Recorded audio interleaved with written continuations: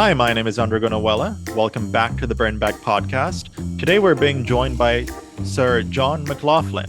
He is a former acting director and deputy director of the CIA, where he served for over 3 decades, leading analysis on Europe, Russia, and Eurasia during the Cold War's end and the collapse of the Soviet Union.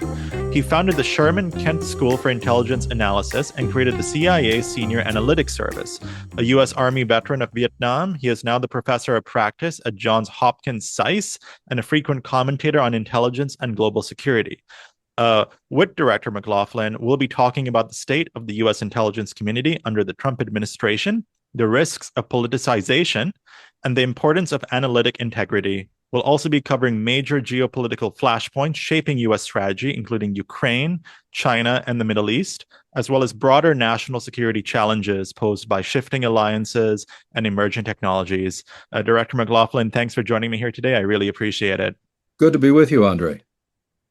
So, Director, from your vantage point outside of government today, how would you characterize the intelligence community's health and independence under the Trump administration? And what do you think has changed the most since your time leading CIA? Well, I always have to stress, Andre, that I am not in the intelligence community today, and I have views based on my recollection and what I read in the open media. But I also like to say it's hard to be confident of what you think if you're not walking the halls there every day. It's a human organization, and that's the best way to know what's going on. But overall, in response to your question, I would say regarding the independence of the intelligence community, I'm quite confident that those working in it strive for independence, see independence as their value added in government deliberations. As far as the health is concerned, I would say there are some concerns now because of signals that the administration has given about the degree to which they welcome or do not welcome, more likely do not welcome, opinions that differ from the ones they hold themselves. Let me say a word about independence, though, because I think independence is often misunderstood when we talk about intelligence. Intelligence agencies, thinking of the CIA, where I spent most of my time, are independent in the sense that they are not in a line of command that makes or implements policy. They are members of the team, and they want the team, that is the U.S. team, to win. So they are offering their views with that context. But they are also pledged to be as objective as humanly possible, to be what I like to call the fact witness, that is to say what is true and what is not true. And in that sense, they seem to be having more static today when they do that than in the time that I was there, when we always did have disagreements of some sort. Certainly, I could cite ones we had with the Bush administration and the Clinton administration, but we were never told to suppress our views, and people were not fired or dismissed or demoted or taken out of assignments because they had views that were unpleasant to those administrations. So I think in that sense, there's some concern about the health of the community these days. Yeah, and I would like to dive into some of those concerns. I mean, we have critics of the current DNI, Tulsi Gabbard, and the intelligence community, and how we've seen developments in the National Security Council sort of take forth. We've sort of had critics talk about the politicization of intelligence. We've seen the purge of seasoned officers from the intelligence community. That seems to almost signal that there is a, quote, right answer that people are looking for, but that also deprives presidents of stress-tested analysis. I mean, as you talked about during your own experience, you had disagreements internally. Many people had disagreements with how things, how certain analysis was done, what that analysis concluded. But I mean, if we're removing that disagreement, I mean, what are the practical policy costs of such a thing over time? Well, the real cost is that an administration doesn't get the full spectrum of possibilities and scenarios, if you will, on issues that are not just important, but contentious. It's very important to always remind ourselves that the issues that the U.S. struggling with today, whether it's Gaza or Ukraine or Taiwan, Iran, um, they're not only important, but we don't know everything about them. Uh, it's important to hear all points of view and for a policymaker to weigh all points of view before deciding what they think. If they don't have the opportunity to do that, they're being shortchanged. They're going to miss something. Groupthink takes over, mirror imaging takes over. And, history shows us that when uh, governments resist reports from intelligence that turn out to be true, usually disaster results. So, again, intelligence isn't infallible. It's not, intelligence doesn't speak from Mount Olympus or engrave its views on stone tablets. It offers an assessment of what is going on in a situation. And um, often the assessment is, if you're lucky, informed by rock solid intelligence that you can take to the bank and say, this is what happened with absolute 100% confidence. More often, it's a controversial issue you're dealing with. You don't have all the information and you offer your assessment. And if you are in some way constrained from offering an assessment in those situations, I think the government's the big loser because it ends up being a monochromatic, unidimensional conception of an issue, which may have a contentious aspect that needs to be brought out. And when I was a young analyst, I named a school after a gentleman named Sherman Kent, who was an early senior analyst figure, I would say, in the U.S. government, but also an OSS veteran, someone who was very well experienced, well-rounded. I had a chance to meet with him briefly when I was a brand new CIA employee. And I asked him, because I was still struggling with the question, Mr. Kent, what do you think our mission is? How would you how would you summarize it? And I remember and have quoted often to people I worked with what he said. He said, our job in Washington is to raise the level of debate. That's an interesting way to put it, isn't it? Debate Absolutely. implies that the issues are arguable, contentious, and raising the level of debate means that debate often occurs at a political level with political stakes involved among people who don't fully immerse themselves in the issues but have something to gain or lose by how it all comes out. So raising the level of debate means being the fact witness, being the people who walk into the room and say, everyone's debating this. We don't know everything, but here is what we know on a factual basis, an objective basis. And that, I think, is something you don't ever want to threaten. That's, in my time in government, meetings in the Situation Room always began with someone turning to the intelligence person and saying, what is the situation? And I like to think that most of the time we got it right. Sometimes we got it wrong. Mhm.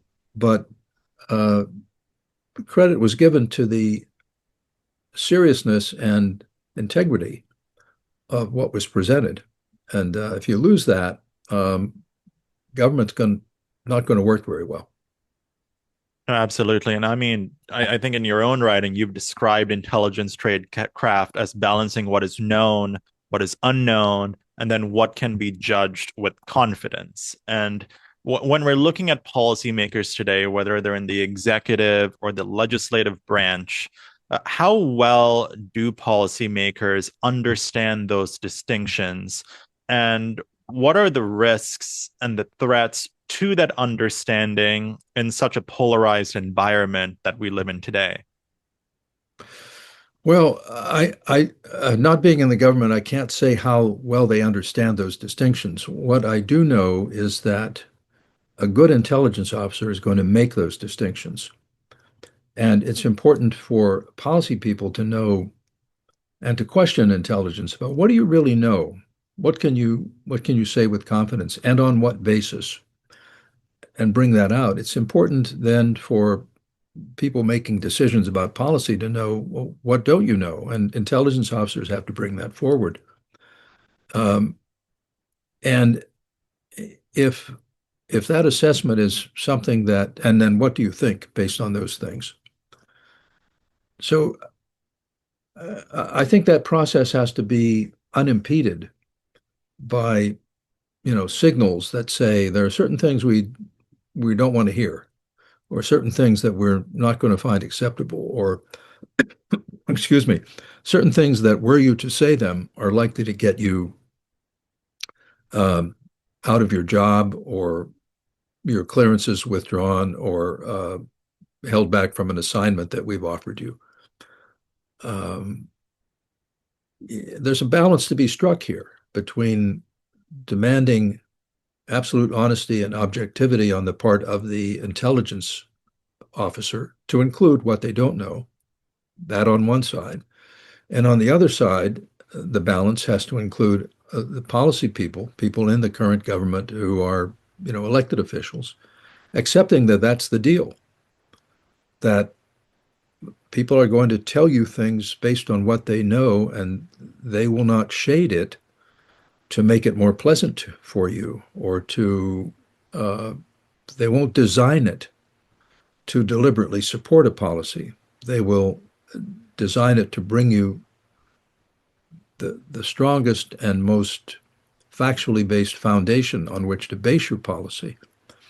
And I used to say to people in the policy world who would disagree with our intelligence, I would say, if you disagree with what we're saying, well, we're kind of doing you a favor, because now you know what you really think. In most situations, there are multiple scenarios. We've given you ours. You reject it. Okay, what do you think? You've rejected one possibility we put in front of you. So the the friction in this process needs to be encouraged in a way. It's healthy, and if you ever diminish that by simply firing people, or punishing them for what they have to say, you've lost that valuable aspect of intelligence. Is there a And historical? I don't know. One thing that really does puzzle me, and I've tried to understand. Well, Uh-huh. you ask me a question, and then I'll continue. No, I mean, I was just really wondering, like, I mean, has there been a historical precedent, to these tensions we have between, the executive branch, the political class, and the national security apparatus and intelligence community? But I'd love to have you finish your thought first. Well, no, I don't think there is a precedent for what we're seeing now. Is there a precedent for disagreement between intelligence and policy? You bet. That happens all the time. The difference is that today that disagreement is often followed then by some sort of punishment for those who brought forward an idea that was not in line with what people in the political world or policy world wanted to hear. And we have evidence of that. I mean, two very senior, very competent analysts were essentially fired Hmm. for presenting a view on Venezuela that was uh, at odds with what the government, with what the Trump administration wanted to hear. And elsewhere, I've characterized that reaction by the administration as it's a rather harsh characterization. I've characterized it as amateurish. And why would I use that word? Well, people who have experience with intelligence know that you don't always have to agree with it. You simply have to absorb it. You have to figure out what you think about it. Um, you don't fire people because you disagree with it, unless you find that they are literally shading the truth, that is, actually hiding something that you should know. That's another matter. But there are many examples. I'm give you one of the more famous examples of would be during the Cuban Missile Crisis, when the analysts brought forth initially an argument that the Soviets would not put long-range nuclear missiles in Cuba.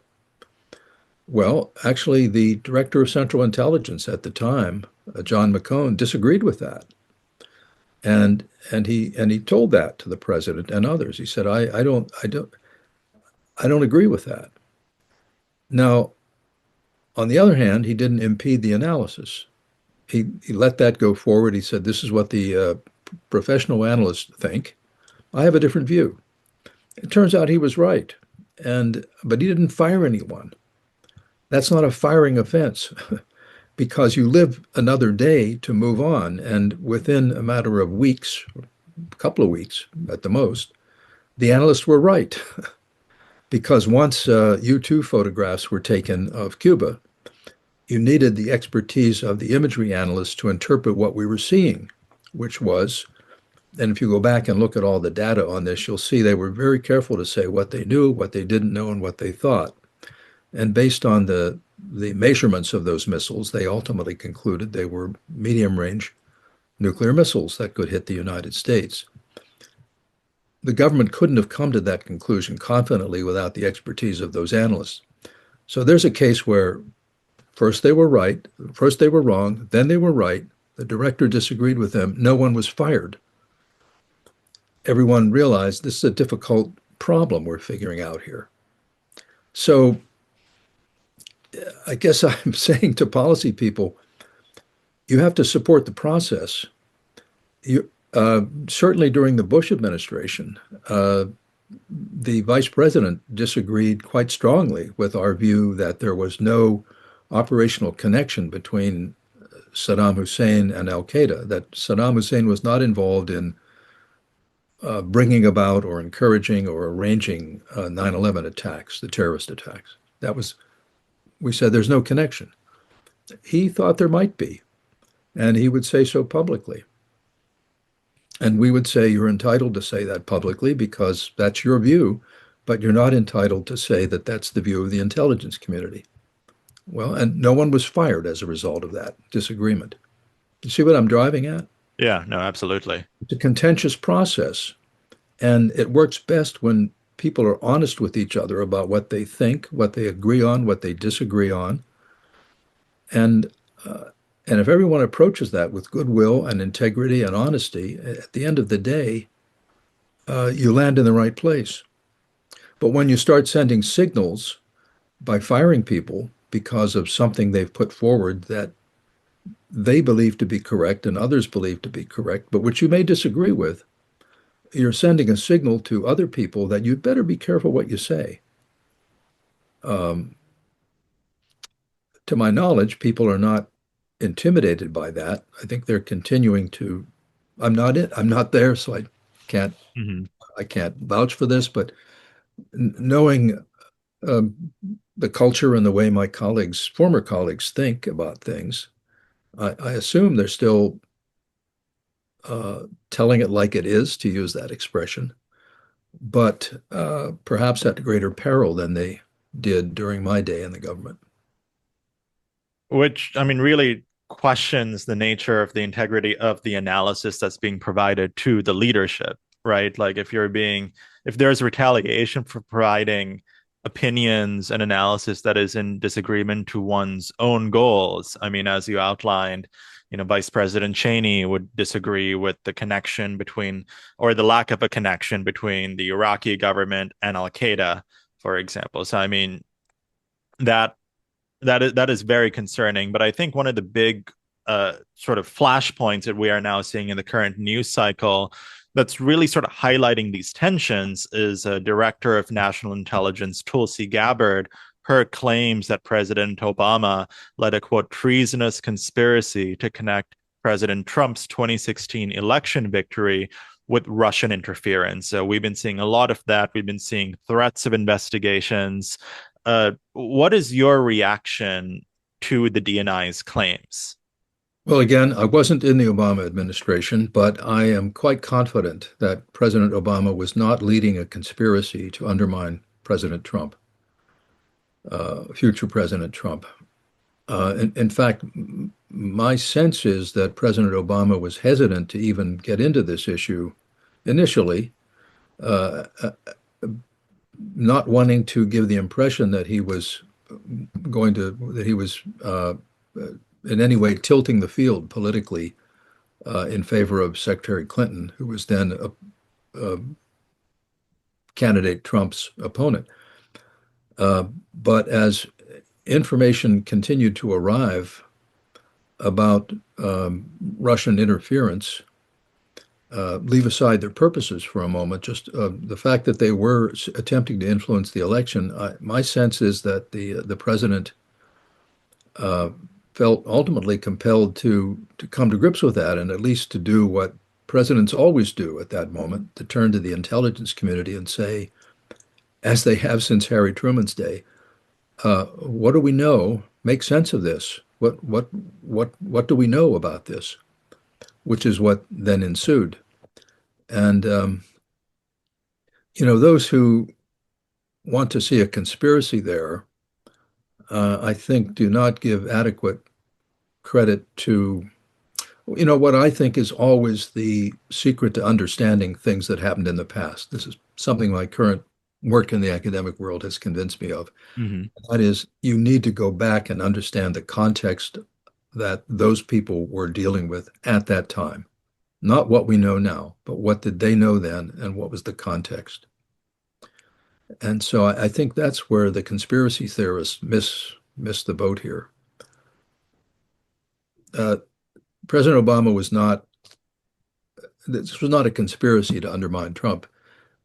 I think what people fail to understand is that all of the people in that administration, the Obama administration, were grappling with an unprecedented situation they didn't fully understand and on which they did not have all of the information that subsequently emerged.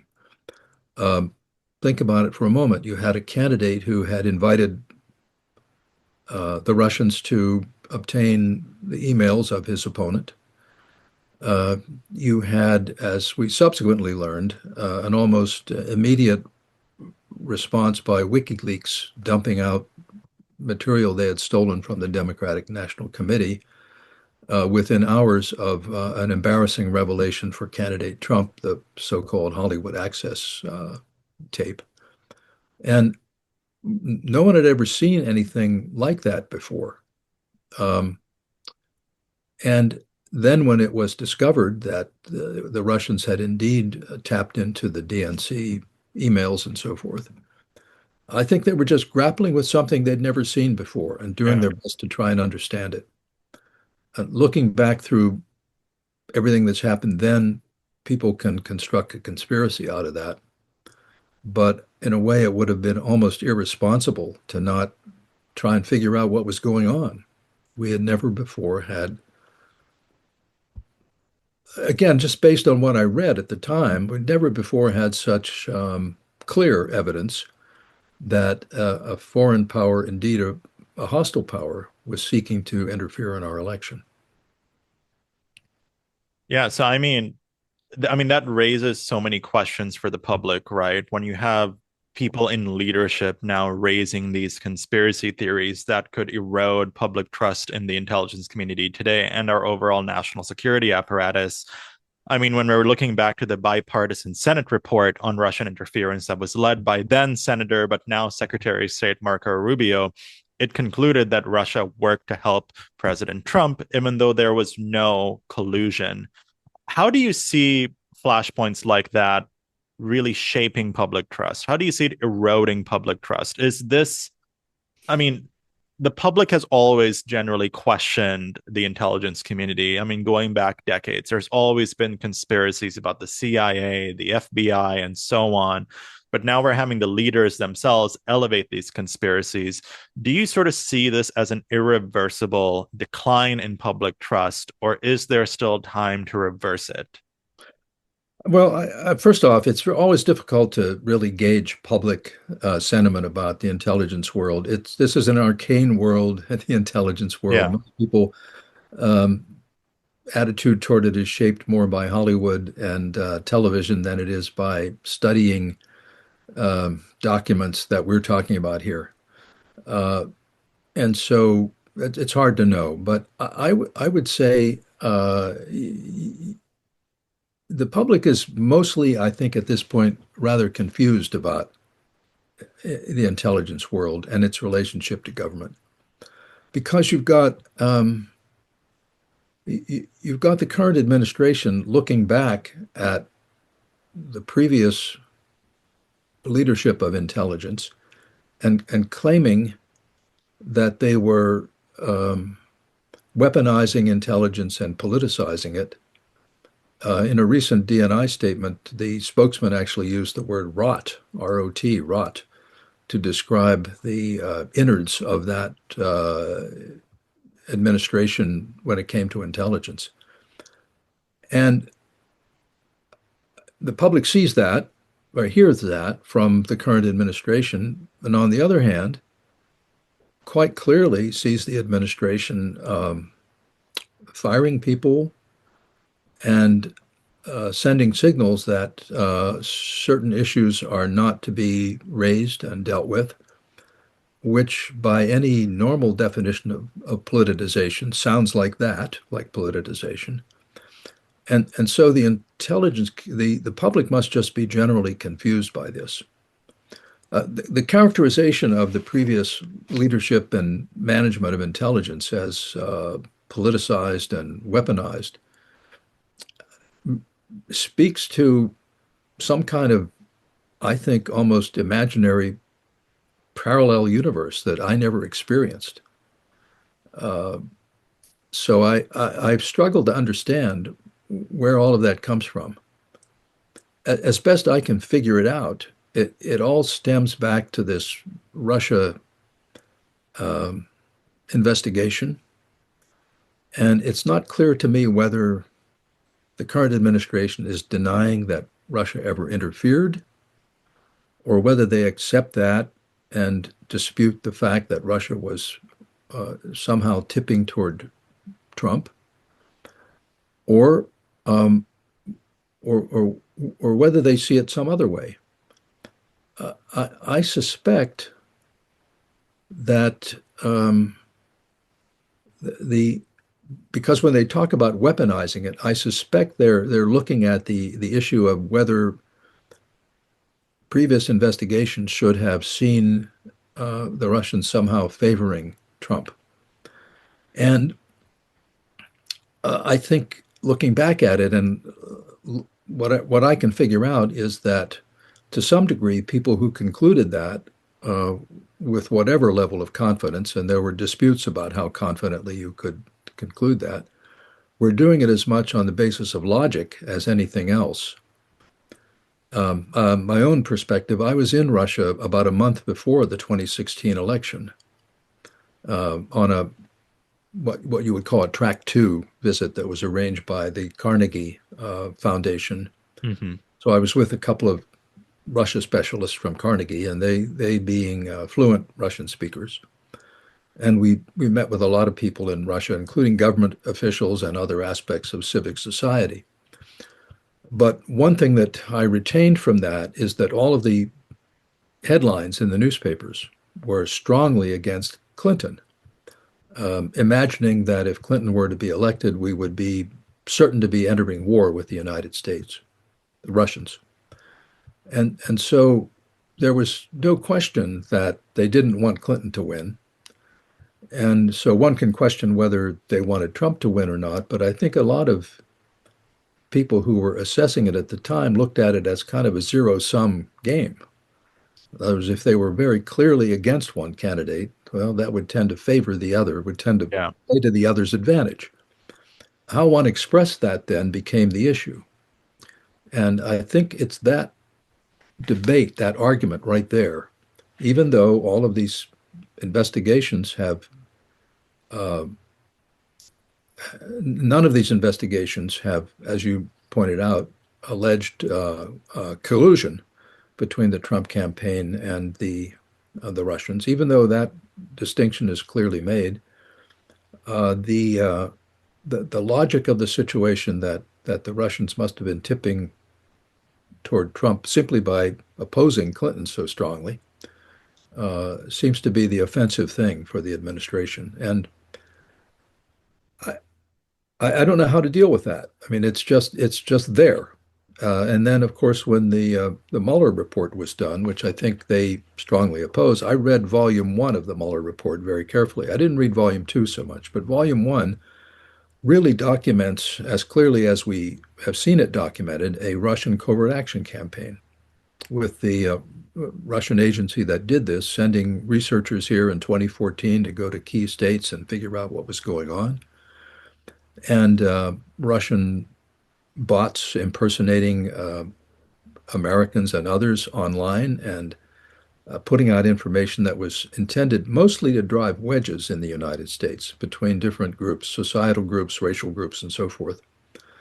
And on occasion, they did inspire work against Clinton, the most famous one being the group in Florida that, believing, not understanding it was Russians they were responding to, actually organized a parade in which Secretary Clinton was dressed as a mannequin, was a mannequin in a cage being paraded down the street. But what is one to make of that? Uh, Even Mueller did not come to the conclusion that there, firmly to any conclusion that there was collusion between the Trump campaign and the Russians, but you're left to deal with, facts like that.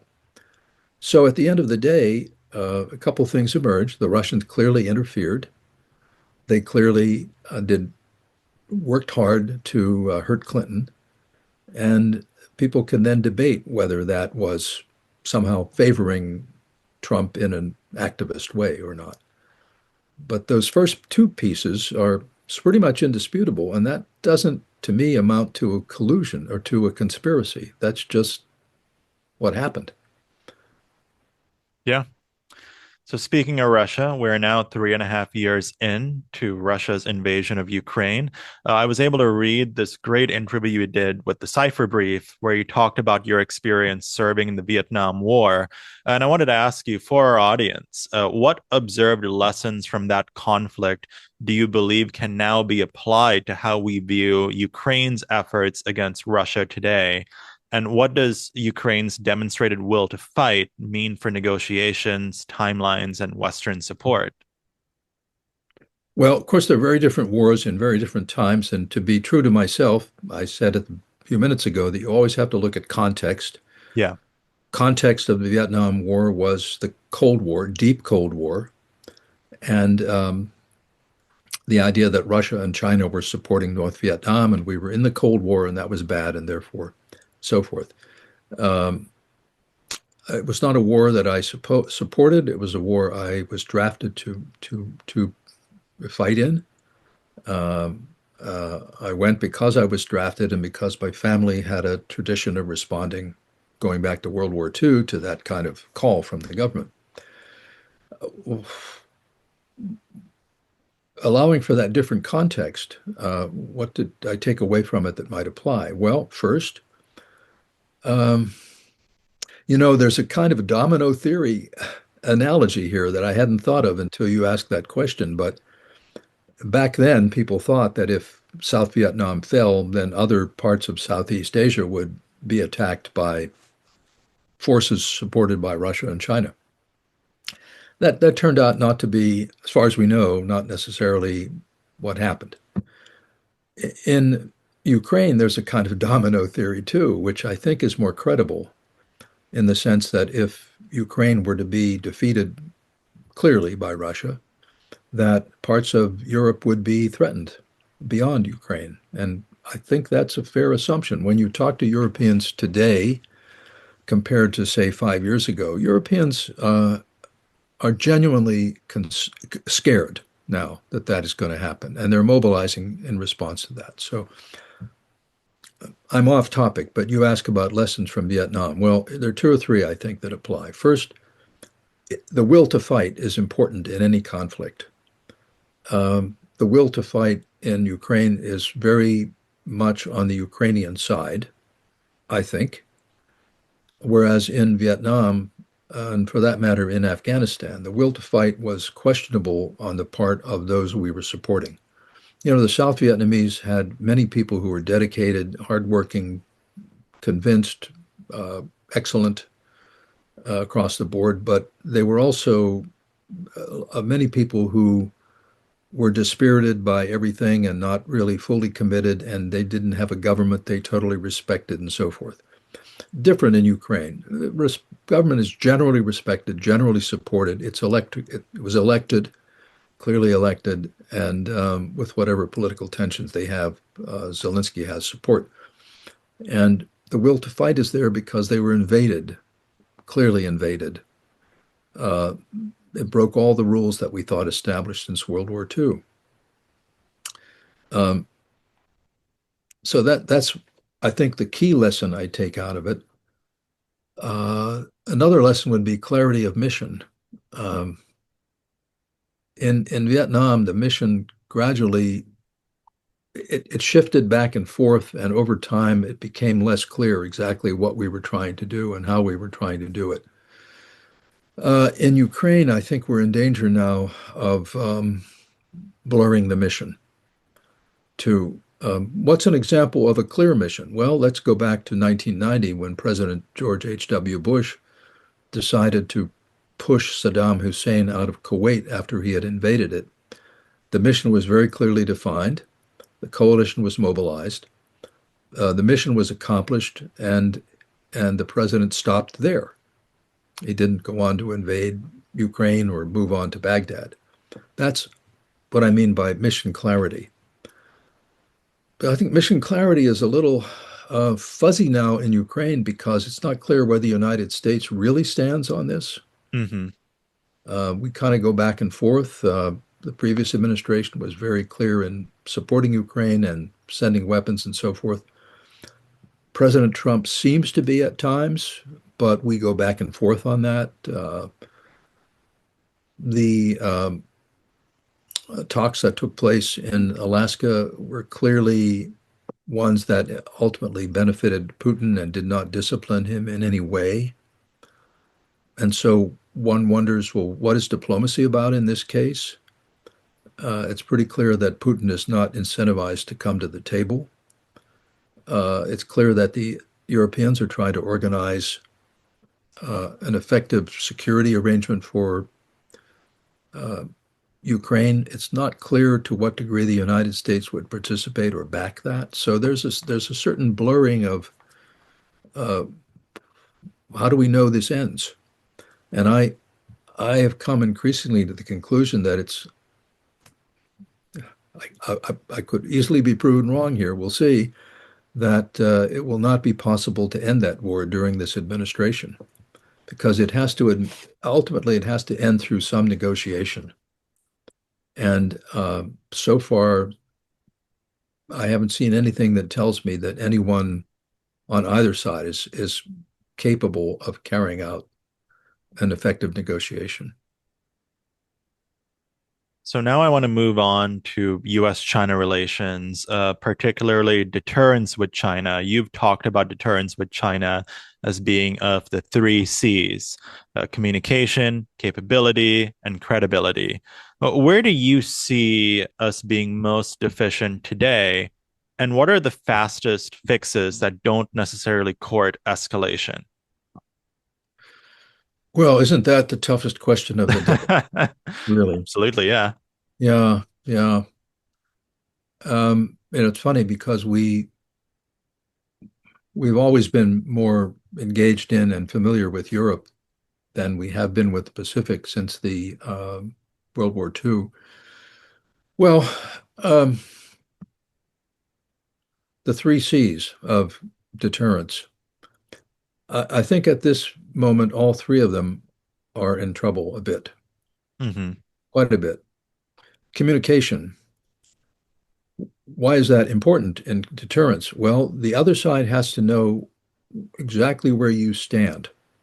This is what you're this is what you want, and you have to know what they want.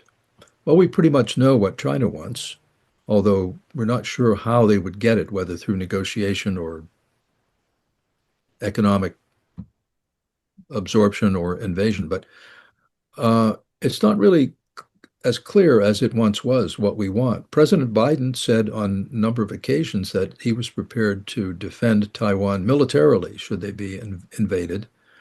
that really broke with the long tradition of what used to be called strategic ambiguity, where we would support Taiwan with weaponry and we would discourage them from moving toward independence. We would tell the Chinese we understand that there is one Chinese nation, even though one Chinese people and nation, even though there can be two countries. At some level, that doesn't make a lot of sense, but that's what ambiguity is. Strategic ambiguity, I think, was designed to make sure we did not blunder into a military operation with China. So that communication piece is kind of messed up. The capabilities piece, we're catching up, but the Chinese there have taken all of these years since the Gulf War of 1990 to learn a lot about us and how they ought to improve their military. They're building more ships than we have. We're struggling to catch up, but capability is not what it needs to be, as I understand it. You look at all the war games that occur by the military, insofar as they're reported publicly, we usually lose or struggle to hold our own in them in a war with China over Taiwan. And then credibility is, of course, affected by those first two things. If you're not communicating clearly, and apart from the problems I mentioned, we don't have regular diplomatic and military to military talks with the Chinese, as we did, in the Cold War. Despite all the hostility and the existential threat of the Soviet Union, we had frequent communication and negotiation and arms control with them. We don't have that with China. So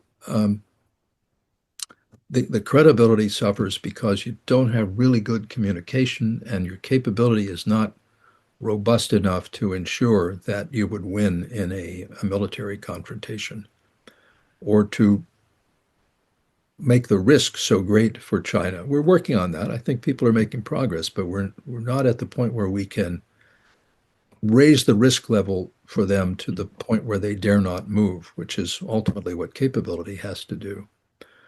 And so also, I think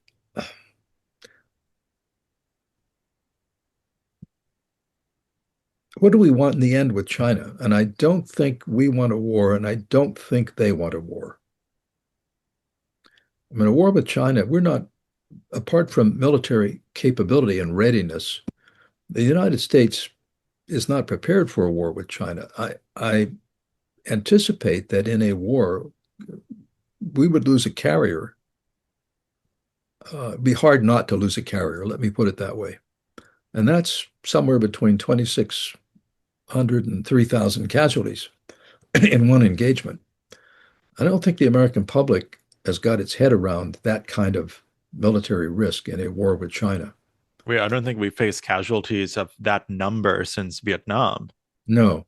In Vietnam, well, you know the number, 57, 58,000, Yeah. sometimes, many per day. And now someone currently in the Defense Department, someone who follows this day to day and lives it, say Bridge Colby, for example, who's an important person in the Trump administration, may have a different view of what a war would look like. But from someone like myself outside the government, having been in one war and been involved on the edges of at least two and maybe three others, that's how I would see it based on what I know at this point. Someone may tell me differently, but that's how I would see it. No, definitely. So, I mean, one of the other big regional flashpoints that the US has had to contend with over the past couple of years and really past couple of decades has been the Middle East. I mean, right now, Israel's still in Gaza. We have a lot of flashpoints around the region. We saw exchanges of fire between Israel and Iran. We saw the strike in Qatar that Israel claimed. As the US tries to deal with this, obviously the president wants to bring this war to an end.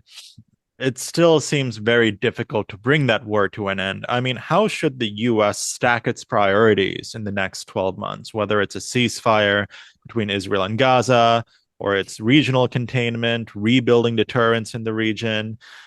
How should we consider the priorities, at least for the next year? That's a really good question. And your use of the word priorities reminds me that when I was in the government, I thought about priorities Hmm. all the time. And there are a couple of ways to think about priorities, just conceptually. One is, I'll give you two methods and then I'll answer the specific question. But one is to look at the issues you're dealing with and divide them into about four categories. The first one would be urgent. The second one would be important. The third would be emerging, that is, ones that are going to be a problem. And the final one would be maintenance, the things that you just have to keep smart about, even though they may not be troubling you at the moment.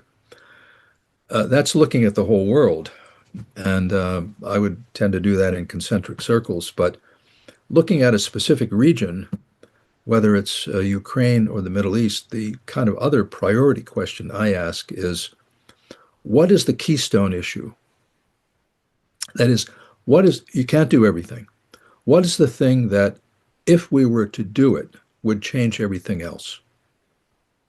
So, in response to your question on the Middle East, I would say for me, the keystone issue is ceasefire and get the hostages back. Because really nothing else can happen until you get to that point. Hmm. You just can't. In Ukraine, the reason I see Ukraine as a keystone issue is without Ukraine, if you could solve Ukraine, it would ripple across so many different areas. I'll come back to the Middle East, but without Ukraine, you would not have the same incentive for North Korea and Russia to be as close as they are now. North Korea wouldn't have forces fighting in Yeah, Europe. they have troops fighting in Ukraine right now. Yeah, you wouldn't have the same close relationship you have between Russia and Iran. Yes, they would be close, but they wouldn't be as integrated as they are now, with Iran having, built plants in Russia for producing their drones. You wouldn't have the same tight bond between China and Russia, and between China, Russia, Iran, and North Korea. Yes, they would all still be ideological soulmates of some sort, but you wouldn't have the same formation of a kind of axis of autocracy without Ukraine. So if you could settle the Ukraine problem in some way that left Europe and Ukraine secure, you removes the incentive so many other bad things in the world. And in the Middle East, the reason I say hostages and ceasefire is that until you get that done, which then would open up the question of what happens to Gaza, you really can't move on the other things that impede peace in the Middle East. And at the end of the day, there's so many things, but just put aside for a moment the tensions with Iran, which is in a way a universe unto itself. It's related to everything, but it's a big problem that has to be dealt with kind of in its own box. But at the end of the day, so much of this has revolved around the tensions between Israel and the Palestinians. And administration after administration has sought to deal with that, sometimes successfully, the Oslo Accords. And in the year 2000, when I was still in government, I was just at the beginning of my time as deputy director, we came very close at Sharm el-Sheikh and Camp David to getting an agreement between the Palestinians and the Israelis. It was only Arafat who at the last minute said, I can't, he told he told a counterpart of mine, a friend of mine, a person in the negotiation, said, I'll get a bullet in my head if I agree to this. So he could not make that leap from, kind of leader of a revolutionary movement to leader of a statesman to being a statesman. But anyway, that, and it has gone up and down since then. And so people now say, oh, well, what about the two-state solution? Well, there's a new book out by one of the negotiators, Robert Malley, who argues, I think, that that's increasingly remote as a possibility, which I had argued some time ago. But I also will lay out the steps that have to occur to get to a two-state solution, and they are formidable. They're formidable, and very hard to imagine this administration or even a future one doing it in any rapid way. You need a new Israeli government. You need to begin to dismantle settlements. You need to have the Palestinians come together on some kind of reputable or accepted leadership. And you need a sense of security to develop between the Israelis and the Palestinians. And that has happened in the past. As I say, in the year 2000, 1999, 2000, 98, 98, we got very close, but it's so far gone now that hard to see how you get back to that without the most assiduous and heroic diplomatic effort, which I just don't see coming. So then you're left with the issue of, well, how do you deal with this? There's really only a couple options if you don't have a two-state solution. One is a unitary state in which Israelis and Palestinians live in one state together. The difficulty of negotiating the modalities of such a state are daunting. The Palestinians and Israeli Arabs now just slightly outnumber the Jewish population.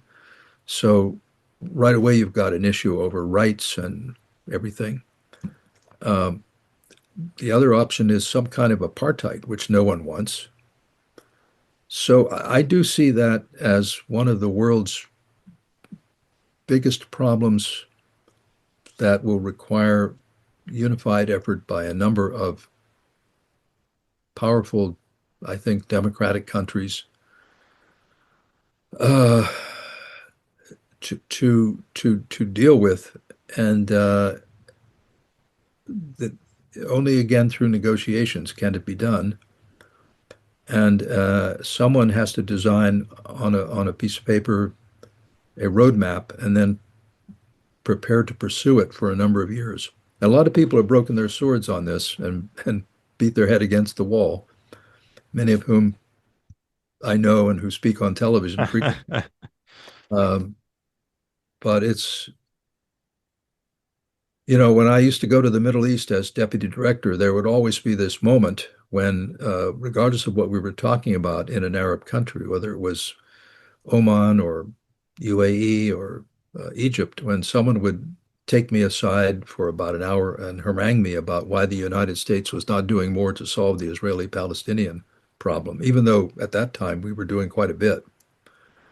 And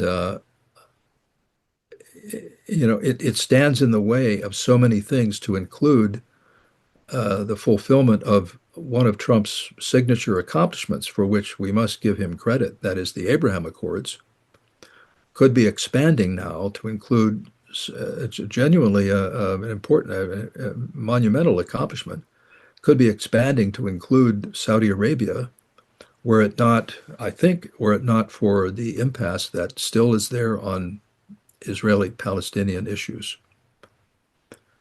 So goes back to the question of priorities globally. And I think I don't know, the administration, I think, does not want to get tied down in the Middle East. It wants to really focus more on Asia, but the Middle East keeps calling you back. As many people say, you may not be interested in the Middle East, but the Middle East is always interested in you. No, absolutely. Director McLaughlin, my last question, as we round out this interview is, we've talked a lot about weaknesses within the US sort of foreign policy approach right now. We've talked about a lot of negatives, but where do you still see the US holding a comparative advantage in national security today? Well, we are still the world's most powerful country, uh, and we have many advantages. I would say historically, typically, soft power is one of them. I think our soft power has been damaged a lot here. Mhm. I hear when I'm in Europe or somewhere else in the world, people tell me they don't trust the United States as they once did. That's a serious concern. So there's that. But what's our advantage in this world? It's one I think we're not fully supporting right now. It is the capacity to build strong alliances. our rivals do not have the capacity. China has the capacity to build strong commercial and transactional alliances. Russia alliances based mainly on resources and oil. But no one has our capacity to build alliances based on values and on all of those other things, on providing security. So the fact that we can provide security, whether it is by virtue of being the backstop for whatever happens on the part of European efforts to secure Ukraine, or whether it's the nuclear umbrella we can extend over Asia at a time when we don't know where China is going with its massive buildup of nuclear forces, and they don't talk to us about it. Those are our advantages. It's our raw power and our ability to construct alliances based on something other than power and commerce. And those alliances, I think, are not as tight right now as they need to be. Sir, thank you so much. I really appreciate it. Thank you, Andre. Good to talk to you.